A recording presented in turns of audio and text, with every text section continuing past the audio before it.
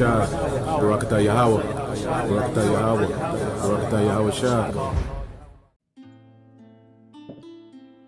Shalom.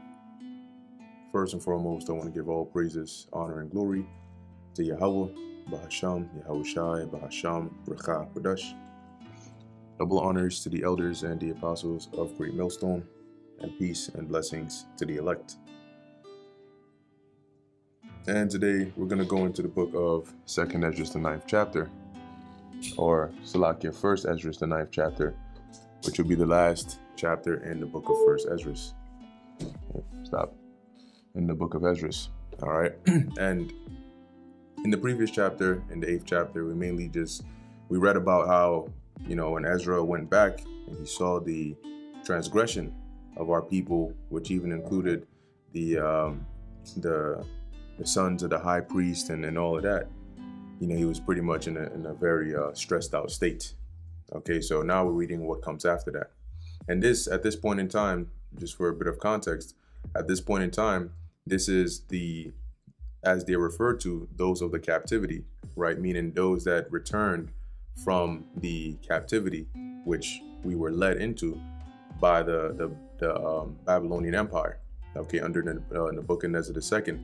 Now, at this very point in time, the temple had already been rebuilt. Okay, that was done during the time of Darius. And now we're reading in 1st Esdras chapter 9. At this point, Darius has already reigned and went. His son Xerxes has already reigned and went. And now we're in the reign of Artaxerxes the first, or just Artaxerxes.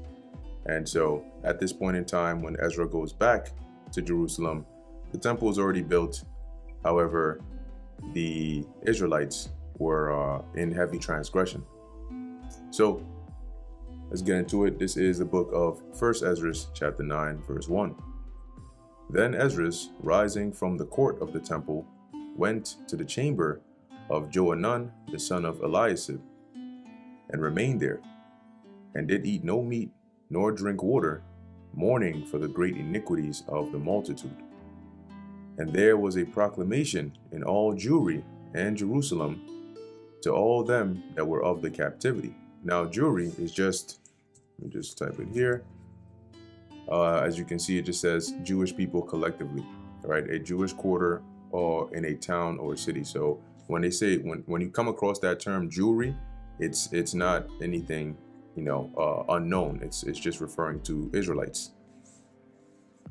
So there was a proclamation made in all Jewry and Jerusalem to all them that were of the captivity. So those that had returned, because not every Israelite returned, that they should be gathered together at Jerusalem, and that whosoever met not there within 2 or 3 days, according as the elders that bear rule appointed, their cattle should be seized to the use of the temple, and himself cast out from them that were of the captivity. And in 3 days were all they of the tribe of Judah and Benjamin gathered together at Jerusalem, and the 20th day of the 9th month. Now, also keep in mind, right, that at this point in time, the kingdom is split, right? The kingdom got split after the reign of King Solomon, but it was during the time of the Assyrians, which right now we're probably somewhere around the 400s and something BC. The Assyrians, when they came and besieged the Samaria and deported the northern kingdom, that was somewhere around the 720s BC. So we're talking about a good 200 to 300 years that has passed in between. Right, so at this point, the bulk of the northern kingdom, or the 10 tribes as they call them, not as they call them, the 10 tribes, had come to the Americas. Though you still had some that not every single northern kingdom, right, was in the Americas. Some were still mingled amongst Judah and Benjamin. Now it doesn't mention Levi here, but the Levites were here as well, because when the kingdom got split, you had the northern kingdom and the southern kingdom, and the 3 main tribes in the southern kingdom were Judah, Benjamin, and Levi. Okay, so though it doesn't mention Levi here, they were here, of course, as we're about to read. All right. And in 3 days were all they of the tribe of Judah and Benjamin gathered together at Jerusalem, the 20th day of the 9th month. And all the multitude sat trembling in the broad court of the temple because of the present foul weather. So they had all, you can imagine them, right? And it had to be a lot of people. And they gathered there. But at this time, it was probably, when the skies are all gloomy, it's cold, it's maybe it had rained or whatever the case is. So it wasn't a comfortable weather. But what do you expect? The Lord wasn't happy with what was going on at the time. So Esdras arose up and said unto them, Ye have transgressed the law in marrying strange wives, thereby to increase the sins of Israel. Now let's make a reference to that. To there's many different parts in the Torah that you can read about that, and one of the accounts here is in Exodus 34 and 14, and on down. And actually, when you read these laws, you'll notice that a good majority of them were to segregate Israel and the other nations. Like, the Lord did not want us to mingle with them for the purpose that, pursuant to Deuteronomy 7 and 6, we're different. We're holy. We have a different way of living. But by intermingling with them, you can get influenced by them and start to go off.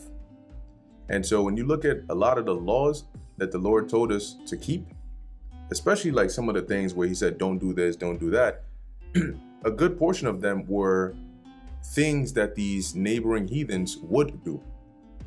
And so the Lord was explicitly telling us not to do those things, because that was a part of how we would be kept sanctified and holy and separate from the people of the land or the neighboring nations.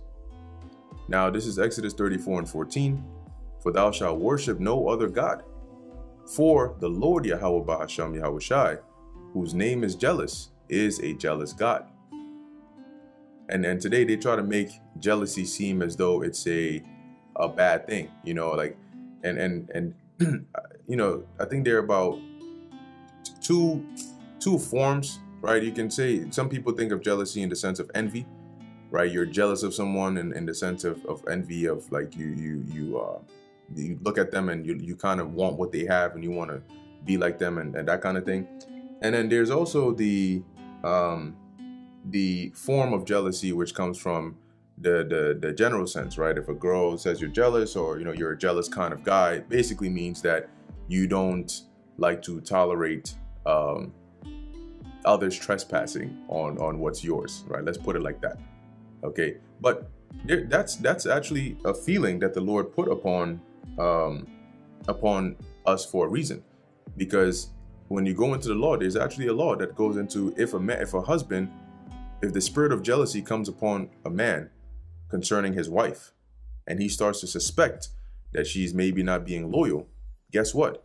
There's actual action you can take about that, where you take them to the elders, and they make this concoction, and the woman has to drink it.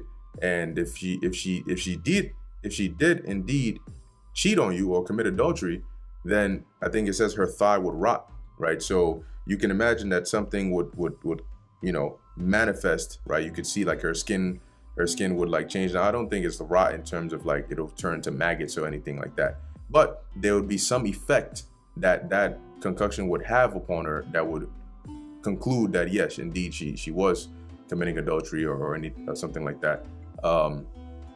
But if she drank it and she wasn't, she was just being loyal, then she will be fine. See, so jealousy is not a bad thing. Like today they try to make it seem like, oh, this guy's jealous because he's insecure, or blah, blah, blah, blah. So going back where we at, Exodus 34 and 14, for thou shalt worship no other God, for the Lord Yahweh whose name is jealous, is a jealous God.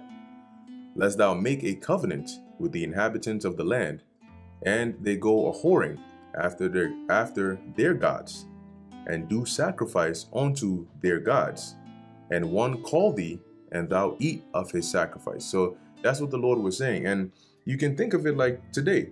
If you were a parent and you have kids, but the neighborhood that you're living in is not the best. It's very dangerous, and there's a lot of negative influence there. Whenever you counsel your children as to whether they're going to school or going to the store or whatever, you always counsel them to avoid the negative influence, right? To not hang out with the bad crowd. And why is that? Because it can lead them to do these bad things, go in the ways you don't want them to go in. So the Lord explicitly warned us, don't hang out with these people, because this is what happens when you do. They're going to influence you to go whoring after their gods. Verse 16, and thou take of their daughters unto thy sons, and their daughters go whoring after their gods, and make thy sons go whoring after their gods. Now, one example is what happened with King Solomon. You see? So that's why the Lord said, when he says don't take of their daughters unto thy sons, meaning don't marry these women. Because these women, meaning the women of the other nations, right? So we weren't supposed to take them as wives. Now, a concubine is different, right? But we weren't supposed to take them as wives because the Lord said, them going after their gods, they would influence you to do the same. And if you don't believe that, power of influence, go back to the book of Genesis and take a reread what happened with Adam and Eve. Because the scriptures tell you that Eve, being the weaker vessel and being deceived, is the one who ended up influencing Adam to go ahead and transgress as well. Okay, so now let's go back to the book of 1 Esdras chapter 9, verse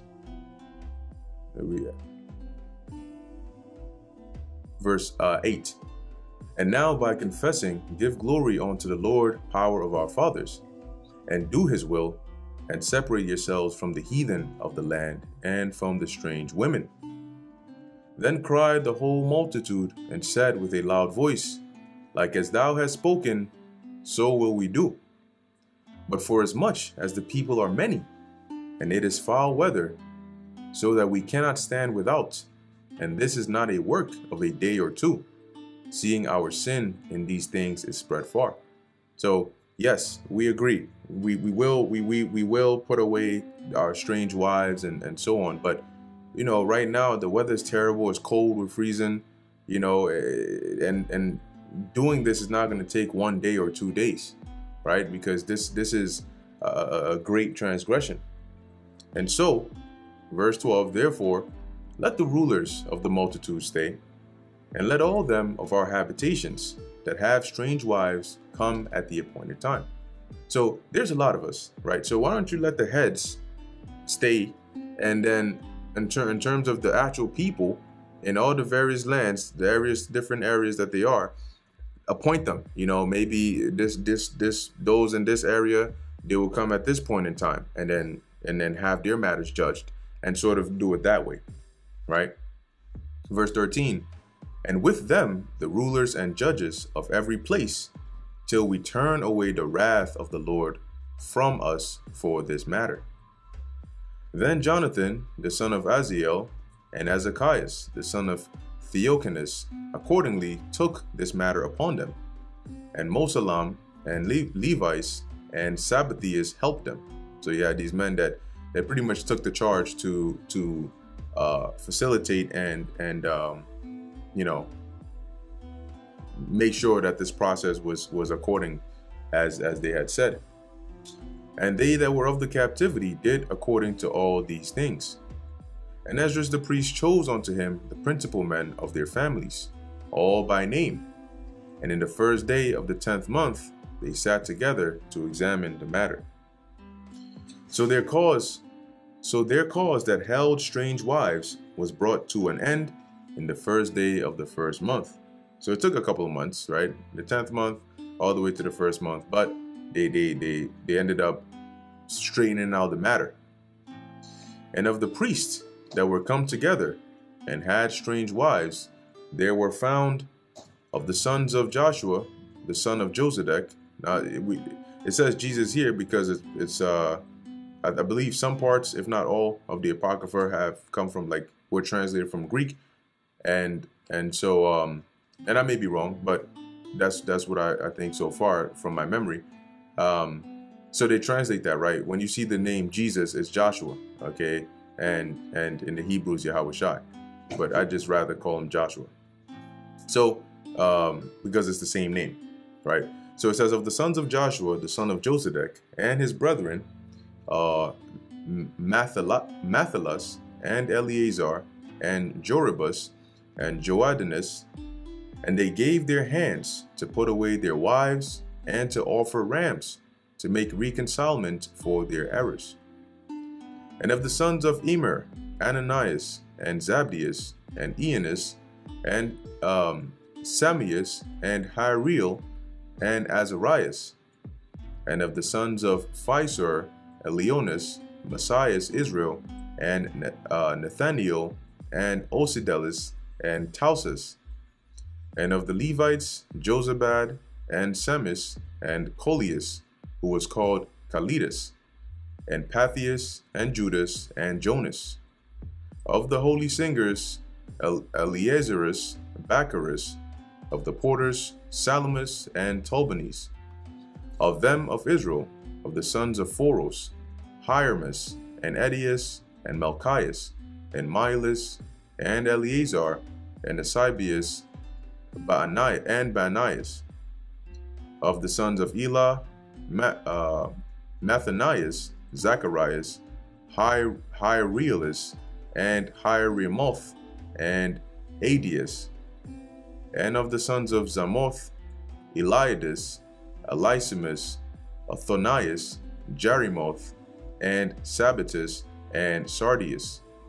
Of the sons of Babai, Johannes, and Ananias, and Josabad, and Amathias, or Amathias. Of the sons of Manai, Olamus, Malmucus, Jeduus, Jazubus, Jasael, and Hieremoth. And of the sons of Adi, Nathis, Musias, Lucanus, and Niadus, and Mathanias, and Sesthel, Balnus, and Manassias, or Manassias. And of the sons of Annas, Elionis, and Asias, and Melchias, and Sabius, and Simon Cosamius. And of the sons of Asum, Altanius, and Matthias, and Benaiah, Eliphalet, Manassas, and Semei.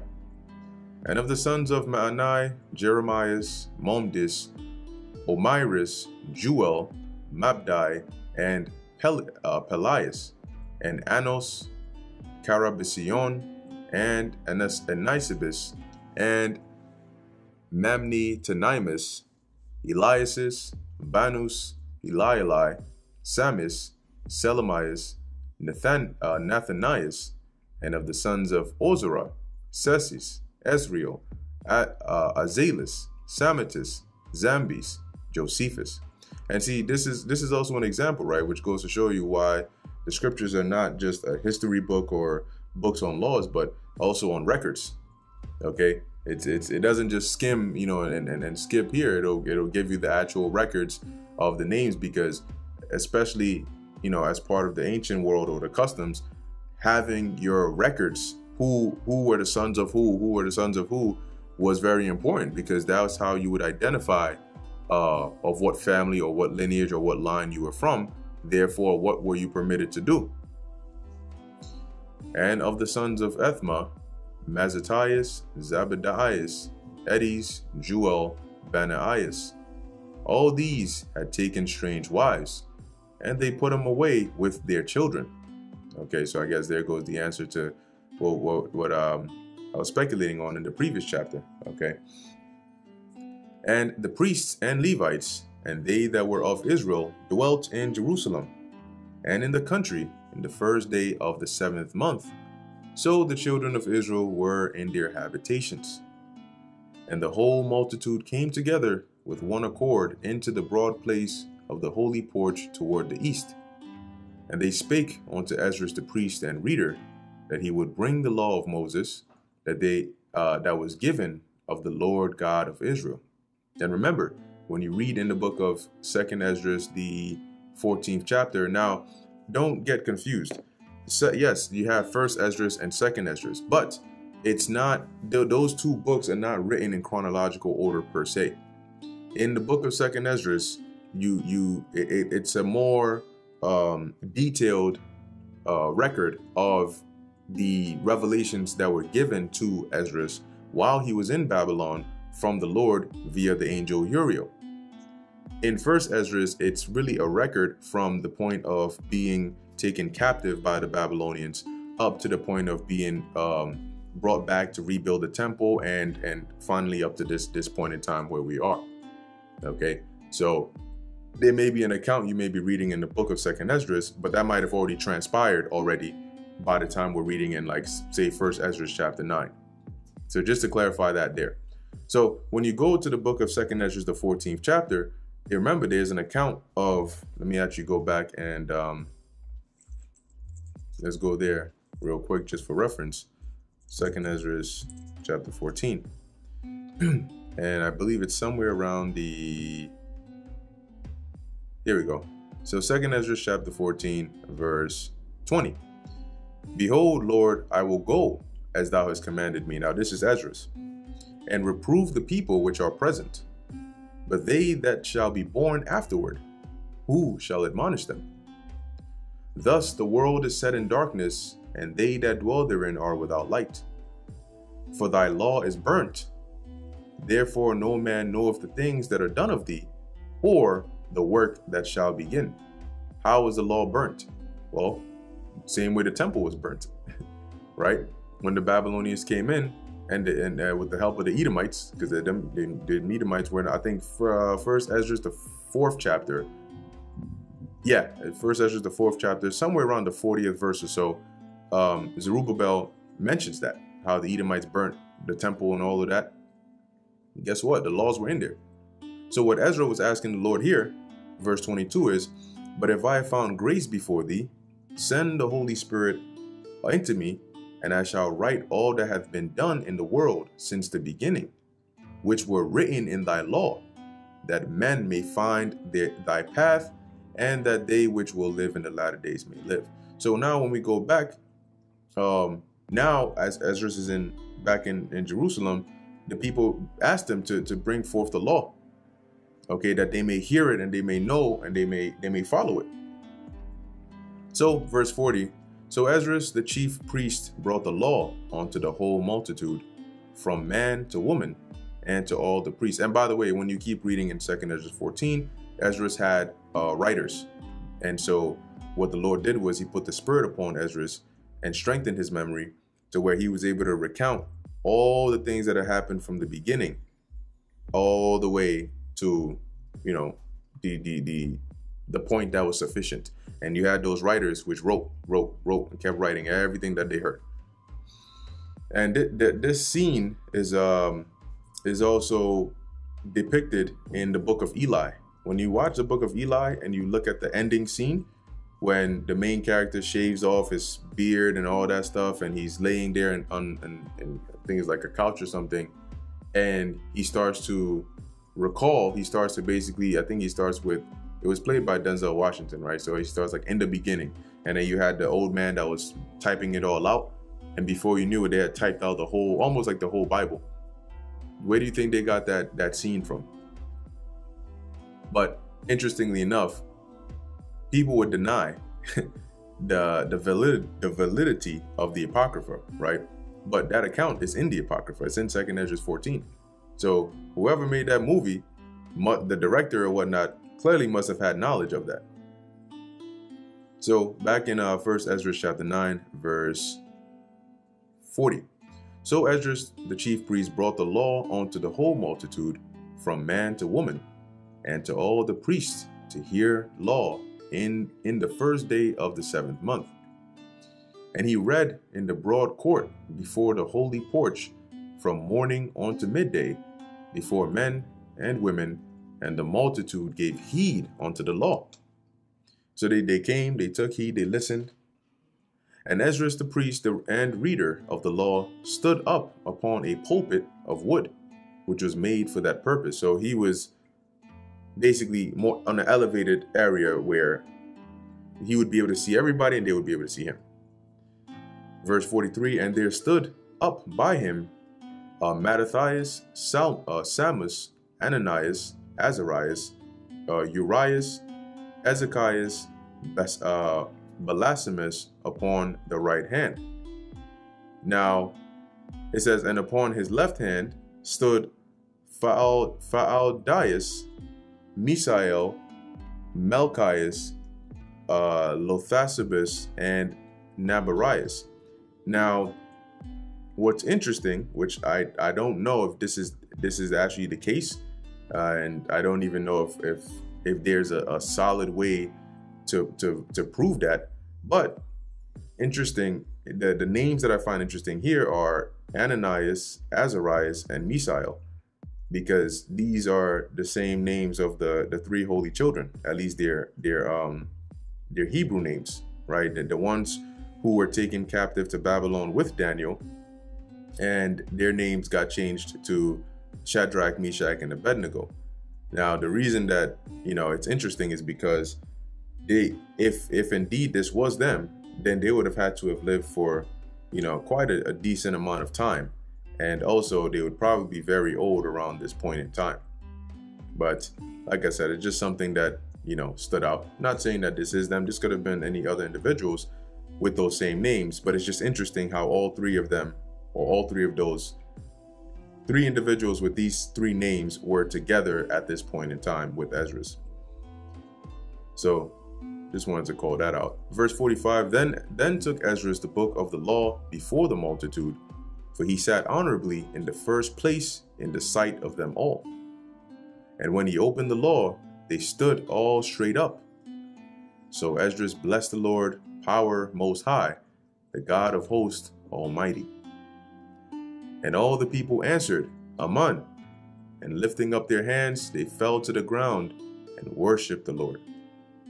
Also Joshua, Annas, Sarabias, Adinus, Jacobus, Sabbatius, Altius, Maanias, and Calitus, Asrias, Joaz, Abdus, and Ananias, Baitus, the Levites, taught the law of the Lord, making them withal to understand it. So when as the laws was read, being the Levites, they had a good understanding of it, so they could explain it and teach it to the people, so they understood. Or when it says don't do this, this is what it means. When it says this is what it means. If this matter happens, this is how you would go about it. Then spake authorities unto Esdras the chief priest and reader, and to the Levites that taught the multitude, even to all, saying, This day is holy unto the Lord. For they all wept when they heard the law. Go then and eat the fat and drink the sweet, and send part to them that have nothing. Now, when he says eat the fat and drink the sweet, he's not telling the people to go and eat actual fat, and he's not saying go and drink like sugar, right? But eat the fat and drink the sweet is the fat and the sweet is just another way of saying, like, the good things, right? If you hear about the fat of the land or the fattest places, it's not like you go to a land and there's just like places that have fat just stacked on them, but those would be like the best, So it says here, for this day is holy unto the Lord. So they were what he was saying is, just rejoice, right? Eat, drink, feast. Why? As verse 52 says, for this day is holy unto the Lord, and be not sorrowful, for the Lord will bring you to honor. So the Levites published all things to the people, meaning they made it public, they made them to understand it, saying, this day is holy to the Lord, be not sorrowful. Then went they their way, everyone to eat and drink, and make merry, and to give part to them that had nothing, and to make great cheer, because they understood the words wherein they were instructed, and for the which they had been assembled. And that brings us to the end of the book of 1st Esdras. Okay, so Lord willing, this was edifying to the elect. In closing, I want to give all praises, honor, and glory to Yahweh, Bahasham, Yahweh Shai, Bahasham, Rakha, Kudash. And until next time, Shalom.